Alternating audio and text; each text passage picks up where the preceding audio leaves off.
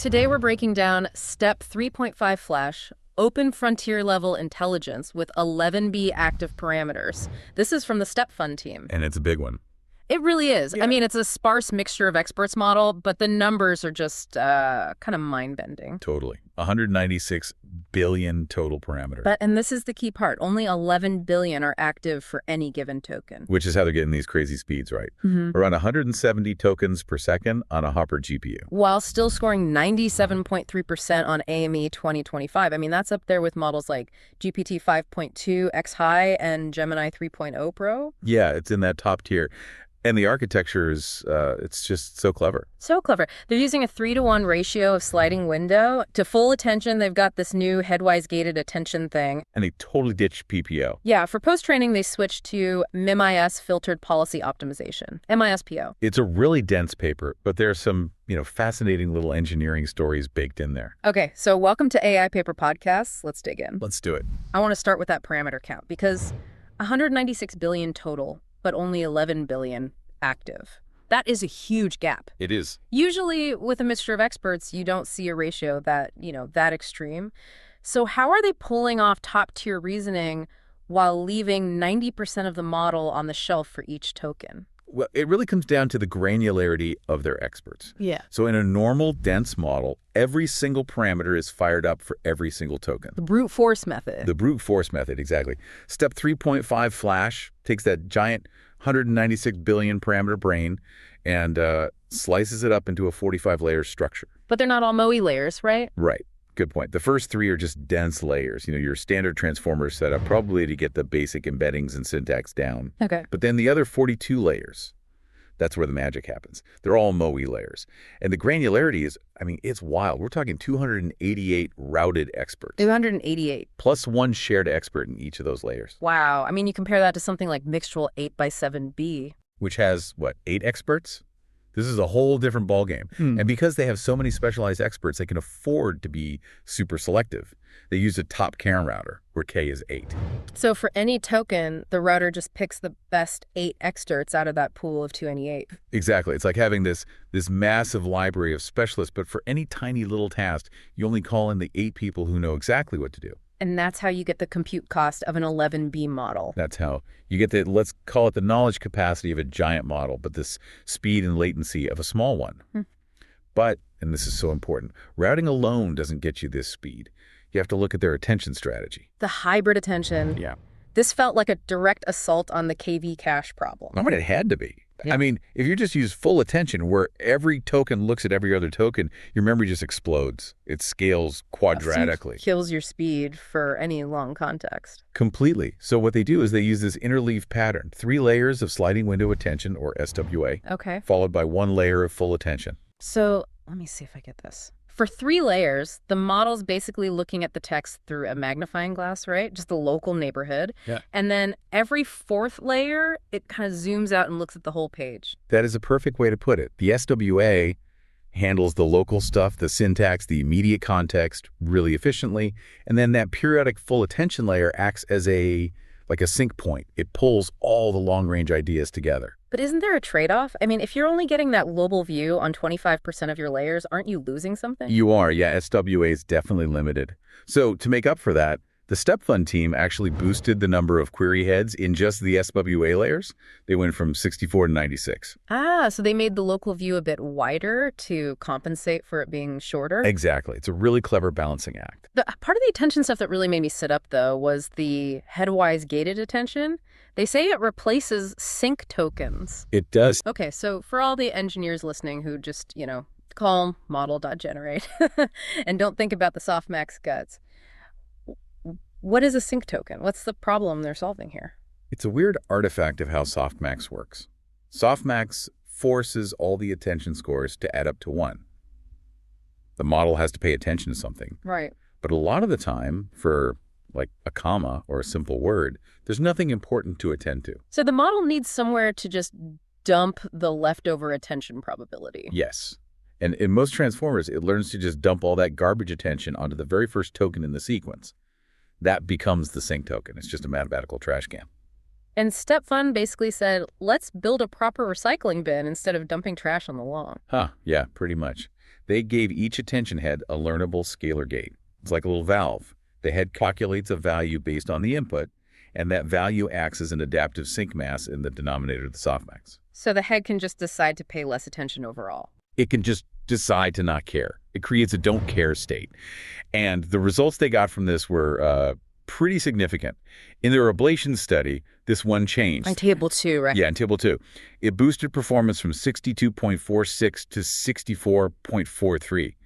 That is a huge jump for what seems like a small tweak in the math. Wow. Okay, let's shift from the architecture to the training itself. They ran this on, 4,096 NVIDIA H800s. That's a serious amount of hardware.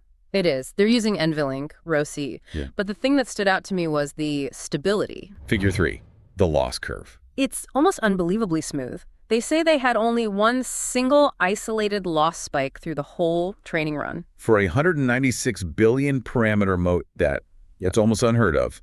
MoEs are famous for being unstable. Experts die, gradients go nuts. So how did they do it? They credit their high-throughput, lightweight monitoring stack. So they weren't just watching the overall loss. They were monitoring signals at the expert level in real time. But let's talk about that one spike, because the fix for it was in the optimizer. They were using muon. Right, muon's getting pretty popular. It's memory efficient because it uses something called a Newton-Schultz iteration to approximate matrix updates. Right, which is an iterative way to find the inverse of a matrix for anyone whose linear algebra is a bit rusty. Correct. And here's the problem. They were running that iteration in bfloat 16. Ah. And bfloat 16, it has great range, but not much precision. And Newton-Schultz is very sensitive to that. The small errors in bfloat 16 just started compounding, and it created what they call numerical pathology. So the math just broke. The math broke, yep. The fix was something they called the Polar Express iteration. Great name. It's a great name for a simple fix. They just cast the state and all the intermediate variables to standard float 16 or even float 32 just for that one iterative step. So the lesson is don't use bfloat 16 for Newton-Schultz. Pretty much. Yeah. And it fixed the training instantly. It's such a good example of where these, high-level algorithms just slam into the hard reality of floating point numbers at scale. They also talked about dead experts and activation blowups. Dead experts, that's a classic MoE problem. But the blowups were really interesting. This part was fascinating. Because they weren't always a bug. No, they found these huge spikes in activation values were being triggered by, of all things, punctuation marks or like separator lines in a document. So the model was like screaming every time it saw a comma. Kinda. But they figured out it was actually a semantic signal. The model was using these massive values to flag structure in the text. It was a feature, not a bug. It was a feature, but a dangerous one. If you don't clamp it, it can still blow up your gradients. So they had to figure out how to let the signal through without, derailing the whole training run. Let's talk data. They fed this thing step crawl. Real. Trillions of tokens, web pages, PDFs. But the filtering was really methodical. They used this Nematron CC style stratification. Yeah, stratification is definitely the new best practice. You don't just do good versus bad data anymore. Right. You sort it into tiers, high quality, medium high, and so on. And then during training, you just sample more from those top tiers. You're force-feeding the model the good stuff. Exactly. And for their code data, they got even more specific with something they called the HIT system. Right, using the open coder rules. Yep. They defined a bunch of rules, line length, indentation, stuff like that. And every time a file broke a rule, it got a hit. So hit 0 is a perfect file. Hit 1 has one mistake. Exactly. And they were super strict about filtering based on that hit count. It's basically like running a linter on your entire training set. Which makes sense. Garbage in, garbage out, especially with code. For sure. But maybe the most important part of their whole data story was the decontamination. They were really, really careful about test set leakage. As you should be. I mean, they were using in-gram matching, digit masking, anything to make sure that none of the answers from their benchmarks were accidentally in the training data. Yeah, when you're claiming 97.3% on AMI, you have to be able to prove the model is actually reasoning and not just, remembering the answer. Absolutely. Which is a perfect lead-in to the post-training, because this is where I think the paper makes its boldest claim. They looked at PPO. Proximal policy optimization, the industry standard for RLHF. Right. And they basically said, this isn't cutting it for complex reasoning. So they switched to MIL-IS filtered policy optimization, ANISPO. Why, though? What's the fundamental problem with PPO for a model like this? It's gradient variance, especially on tasks that require a long chain of thought. So imagine a math problem that takes 50 steps to solve. Okay. If the model gets it wrong, PPO has a really hard time figuring out which of those 50 steps was a mistake. The signal gets incredibly noisy. The model just starts thrashing around, trying to fix things. That's a good way to put it. MISPO is different. It says that any sample that leads to the correct answer is treated as being on policy. On policy as in, yeah, I meant to do that. Exactly. Even if that sample came from a slightly older version of the model, if the answer is right, MISPO uses it for the update, and with much, much less noise. You can see it in Figure 5. The gradient norm is way smoother for MISPO than for PPO. So it lets them scale up the RL without the model just flying off the rail. Yes, and they combine that with a dual reward model. They have a general reward model, or GenRM, but they augment it with a MateRM. What's the difference there? So the GenRM is scoring the actual content of the response. The MateRM seems to be more of a high-level checker, looking at the process, the format. And they found that adding the MateRM on top boosted scores by 0.5% to 3%. It's like having a grader and then a second person to double-check the grader's work. Pretty much. Okay, results. Let's talk results. Yeah. 97.3% on AIM 2025. That number is it's absurdly high. It's absolutely frontier level. It suggests the model has basically solved high school competition math. And then for code, 86.4% on Live Code Bench v6. Again, right up there with the biggest dense models. But the comparison that really jumped out at me was on the deep research benchmark against Gemini 3.0 Pro. The research rubrics one. Yeah. Step 3.5 Flash got a 65.3.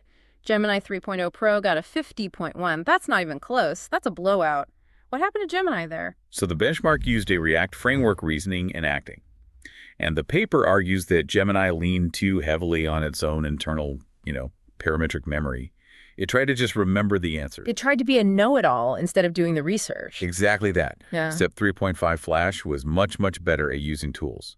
It knew what it didn't know, it formed a search query, it went out and got the data, and then it synthesized an answer. The tool usage gain was higher. It's proof that for these agent workflows, knowing how to find information is more important than just memorizing it. It's the difference between being a trivia whiz and being a research librarian. Speaking of memory and agents, there was this one finding in the ablations that I found, frankly, a little bit scary. Table 17, the context manager study. Yes, the discard all result. So they're testing different ways to handle a long conversation history. The best method was multi-agent summarization. It got a 68.5%. That makes total sense. Right, you summarize the past to keep the important bits. But the discard all method, where they literally just threw away all the past context and only looked at the current user message, that scored a 66.0%. It's shockingly high. It's a 2.5% difference. Are you telling me that all of our complex RAG pipelines, our vector databases, our summarization chains, all of that work buys us 2.5% over just hitting the delete key? It's a pretty humbling result, isn't it? It suggests that for a lot of these tasks, the immediate query just contains almost everything the model needs. It's robust enough to figure it out from there. It really challenges that idea that more context is always better. Maybe better reasoning on the current context is the real bottleneck. I think so. And it also suggests we might be over-engineering our applications because fundamentally we don't trust the base model enough. Okay, so let's tie this all together. Step 3.5 Flash. It's a 196B parameter MoE that runs with the speed of an 11B model. Yep. It uses hybrid attention and headwise gating to fix that old sync token problem. It uses polar express iterations to keep the muon optimizer stable during training.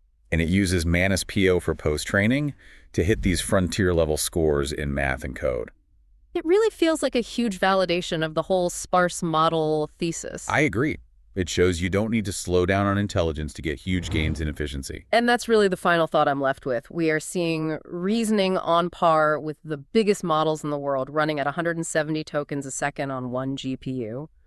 If that trend continues, if you can really decouple the knowledge of a model from its inference cost, what does that do to the whole landscape?